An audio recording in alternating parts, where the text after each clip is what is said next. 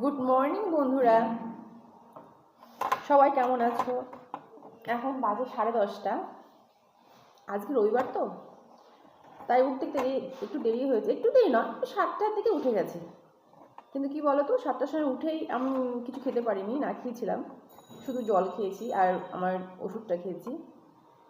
আজকে আমার মেয়ের রায়গঞ্জ কোচিং ক্লাস আছে, তো এই জন্য আমাকে সকালে উঠে ওর জন্য জলখাবার করতে হয়েছে।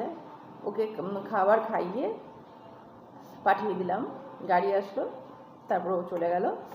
তারপরে আমার লাড্ডু আছে, আমার লাড্ডুদেরকে ভাত দিলাম, ওরা ভাত খেলো। তারপরে আমি নিজের জন্য একটু টাইম পেয়েছি। এখন আমি এক কাপ চা আর কিছুটা টোস্ট বিস্কুট নিয়ে বসেই দেখো, এই দেখো, চা আর টোস্ট বিস্কুট নিয়ে বসলাম খেতে। চলো, তারপর স্নান করে পুজো দেবো, তারপরে ভাত খাবো, তারপর তোমাদের সাথে আবার দেখা হচ্ছে। টাটা।